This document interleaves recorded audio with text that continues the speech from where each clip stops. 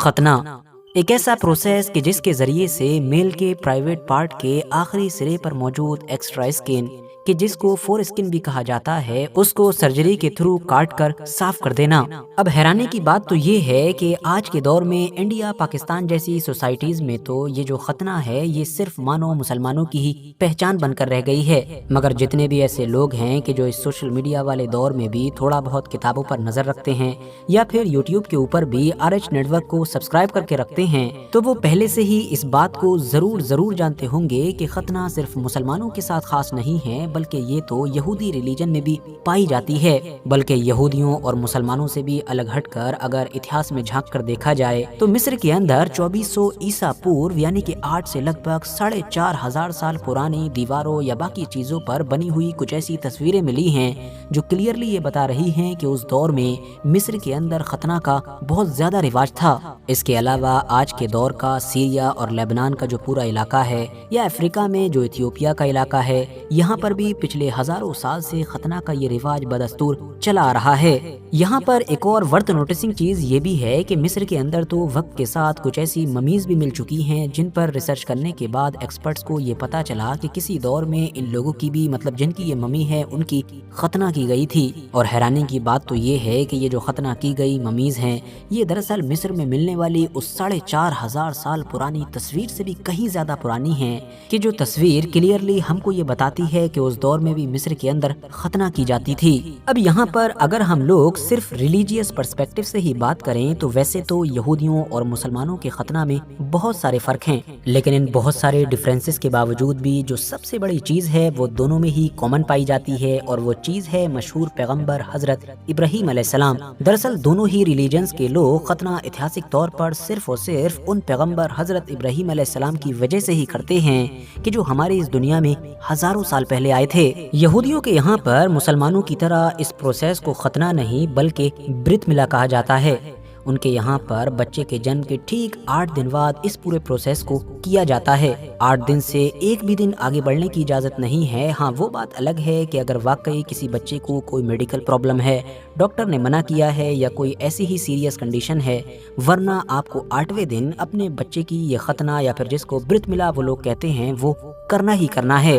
ये प्रोसेस करवाया भी एक खास बंदे से जाता है कि जिसको पहले से ही इस काम की ट्रेनिंग दी गई होती है। मतलब वो न सिर्फ यहूदियत बल्कि इस काम को करने में भी एक्सपर्ट होता है। ऐसा करने वाले इंसान को यहूदी लोगों में मोहिल कहा जाता है। 8वें दिन जब वो करते हैं तो उनके घर पर या उनकी इस महफिल में न सिर्फ बहुत सारी दुआएं और इबादतें की जाती हैं बल्कि बहुत सारे रिश्तेदारों या बाकी करीबी लोगों को इकट्ठा किया जाता है।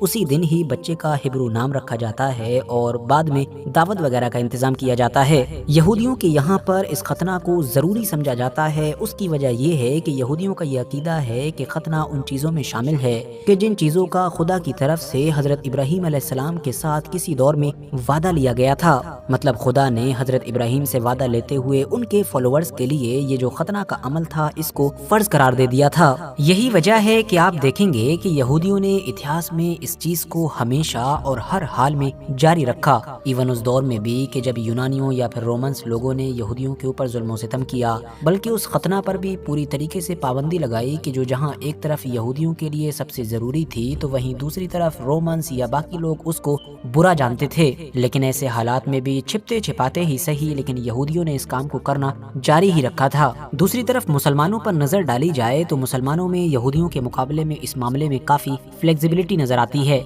सबसे पहली चीज तो ये कि मुसलमानों के यहाँ पर ये यहूदियों की तरह जरूरी फर्ज नहीं है बल्कि हाईली रिकमेंडेड है। मतलब हजरत इब्राहीम अलैहिस्सलाम की वजह से सुन्नत है और हाँ, बड़े लेवल की सुन्नत है। यही वजह है कि 99% से भी ज्यादा मुसलमान फर्ज ना होने के बावजूद भी इसको फॉलो ही करते हैं। दूसरी बात ये कि यहूदियों की तरह मुसलमानों में 8वें दिन ही खतना करना फिक्स नहीं है बल्कि जन्म होने के बाद जब आपको सूट करे आप अपने बच्चे का खतना कर सकते हैं। और हाँ, मुसलमानों में ये खतना करने के लिए किसी खास बंदे का होना भी जरूरी नहीं है बल्कि कोई भी कर सकता है। अब वो चाहे मजहबी इंसान हो, डॉक्टर हो या फिर कोई और हो कि जो इस काम को करना जानता हो। अब साथियों, अभी तक की ये सारी चीजें जानने और सुनने के बाद हमें उम्मीद है कि आप में से ज्यादातर लोगों के दिमाग में एक सवाल आ ही चुका होगा। वो सवाल ये होगा कि भाई यहूदियों और मुसलमानों की तरह जो ईसाई हैं, जो क्रिश्चियंस हैं, वो भी तो हज़रत इब्राहीम को बहुत ख़ास मानते हैं और वो भी पैगंबर हज़रत इब्राहीम अलैहिस्सलाम को अपने एक रिलीजियस फादर के तौर पर देखते हैं। तो फिर भी आखिर ऐसी क्या वजह है कि यहूदी भी हज़रत इब्राहीम की वजह से खतना करवाते हैं, मुसलमान भी हज़रत इब्राहीम की वजह से खतना करवाते हैं।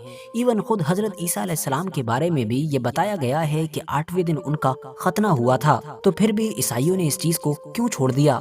आखिर उन लोगों ने यहूदियों और मुसलमानों के इस खतना वाले कॉन्सेप्ट से अपने आप को क्यों अलग किया? तो दोस्तों, इसका जवाब हम लोगों को ईसाइयों के इतिहास में जाकर मिलता है। ईसाइयों की जो मजहबी किताब है न्यू टेस्टामेंट, उसके अंदर एक इख्तलाफ या आप कह सकते हैं कि एक झगड़े और एक डिबेट का जिक्र मिलता है, जो बिल्कुल शुरुआती दौर में मतलब लगभग 50 ईस्वी के करीब में हुई थी। ये डिबेट या आप कह सकते हैं कि ये एक इल्मी झगड़ा मेनली खतना को लेकर ही था, जिसमें एक तरफ तो सेंट पीटर थे, जो ईसाइयों के मुताबिक हजरत ईसा के बहुत करीबी शागिर्द मतलब बहुत क्लोज स्टूडेंट हुआ करते थे, जबकि इस मामले में दूसरी तरफ सेंट पाउल थे कि जिनका ताल्लुक टर्की के इलाके से हुआ करता था और जो किसी दौर में ईसाइयों के सबसे बड़े दुश्मन हुआ करते थे, मगर बाद में उन्होंने न सिर्फ हजरत ईसा की तालीमात को कबूल कर लिया था, बल्कि वो तो ईसाइयों के सबसे बड़े मुबल्लिग, सबसे बड़े प्रचारक के तौर पर उभर कर सामने आए थे। इस डिबेट में सेंट पीटर का ये मानना था कि जितने भी यहूदी लोग हैं या इस इलाके में रहने वाले बाकी धर्मों के भी लोग हैं जो ईसाई धर्म को अपनाना चाहते हैं, तो उनको ईसाई बनने के लिए हजरत ईसा अलैहिस्सलाम की जो तालीमात हैं, जो उनकी दी हुई टीचिंग्स हैं, उनको तो फॉलो करना ही होगा, मगर साथ ही साथ जो पुरानी यहूदी तालीमात हैं उनको भी फॉलो करना होगा। क्योंकि सेंट पीटर की दलील के मुताबिक हजरत ईसा न सिर्फ खुदा की यहूदी फैमिली में पैदा हुए थे, बल्कि वो यहूदियों के भी एक मसीहा के तौर पर पैदा हुए थे और वो यहूदियों में पहले से मौजूद जो तालीमात थीं, जो हजरत मूसा, हजरत इब्राहीम या बाकी पैगंबरों के जरिए से आई थीं, उन्हीं तालीमात को आगे बढ़ाने के लिए आए थे। तो इसीलिए खुदा की तरफ से इब्राहीम से लिए गए जिस वादे के जरिए से खतना जरूरी थी, वो ईसाइयों के लिए भी जरूरी रहना चाहिए। दूसरी तरफ जो सेंट पाउल थे, उनका ये मानना था कि हजरत ईसा सिर्फ यहूदियों के मसीहा नहीं हैं, बल्कि वो तो पूरी इंसानियत के लिए मसीहा बनकर आए हैं। गैर यहूदियों के ऊपर यहूदियों की इस परंपरा का बोझ डालना बिल्कुल ठीक नहीं होगा, बल्कि लोगों का खुदा के साथ हजरत ईसा अलैहिस्सलाम के जरिए से जो एक नया रिश्ता बन रहा है, ये किसी भी जिस्मानी निशानी मतलब खतना वगैरह पर नहीं, बल्कि हजरत ईसा अलैहिस्सलाम पर बिलीव और यकीन रखने पर डिपेंड होगा।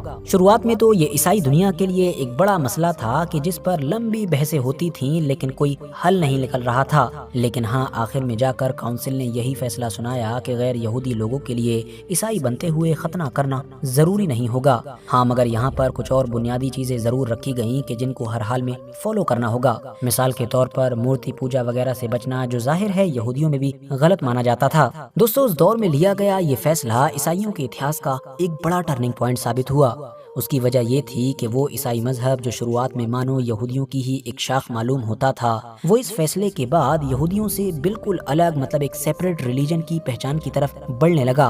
और तो और ऐसे बहुत सारे गैर यहूदी लोग के जो ईसाई तो बनना चाहते थे, मगर इस चीज़ की वजह से हिचकिचा रहे थे, अब उनके लिए भी रास्ता साफ हो चुका था, तो उन्होंने भी बड़ी आसानी के साथ अपने आप को ईसाई बना लिया। इसके बाद हम देखते हैं कि बहुत जल्द ही पूरी ईसाई दुनिया खतना से दूर हो चुकी थी।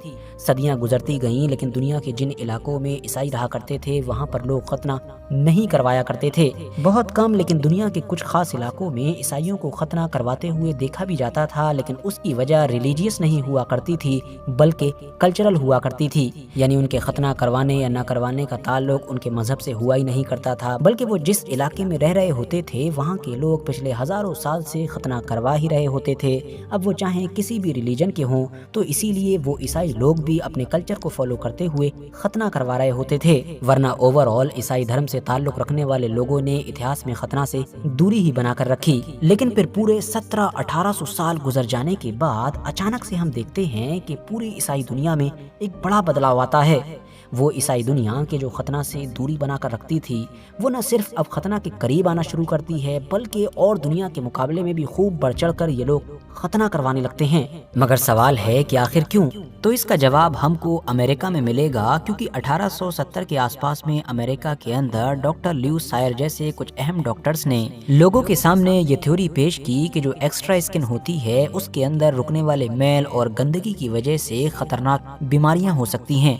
بلکہ یہ تک دعویٰ کر ڈالا کہ اگر ایک انسان کا ختنہ کروایا جاتا ہے تو اس کو لکوہ، مرگی اور ہرنیا جیسی بیماریوں سے بچایا جا سکتا ہے۔ یہاں پر یہ بھی یاد رکھنے والی چیز ہے کہ یہ وہ دور تھا کہ جب امریکن سوسائٹی کے اندر بھی ہست میتھن مطلب کہ ماسٹربیشن کو غلط مانا جاتا تھا، بلکہ اس کو بہت ساری فزیکل اور سائیکولوجیکل بیماریوں کی وجہ بھی مانا جاتا تھا۔ ایسے ہی ماحول میں اب کچھ ڈاکٹرز کی طرف سے یہ بھی دعویٰ کیا گیا تھا کہ اگر ختنہ کروایا جاتا ہے تو پرائیویٹ پارٹ پر سینسیٹیوٹی کم ہو جاتی ہے، جس کی وجہ سے بہت سارے نوجوان لڑکوں کو اس برائی کی طرف جانے سے بھی کافی حد تک روکا جا سکتا ہے۔ بس پھر کیا تھا، جب لوگوں نے دیکھا کہ اس ایک کام سے نہ صرف میڈیکلی بہت سارے فائدے حاصل ہو رہے ہیں بلکہ سماجی طور پر بھی بہت سارے سدھار ہو سکتے ہیں، تو ختنہ کروانے کے لیے امریکہ میں ہوڑ مچ گئی۔ بڑے لیول پر لوگوں نے اپنا یا پھر اپنی آنے والی اولادوں کا ختنہ کروانا شروع کر دیا۔ اب ظاہر ہے اس چیز کا اثر صرف امریکہ میں ہی تو نہیں رک سکتا تھا، بلکہ اب ہوا یہ کہ جہاں جہاں پر بھی ویسٹرن سوسائٹی موجود تھی،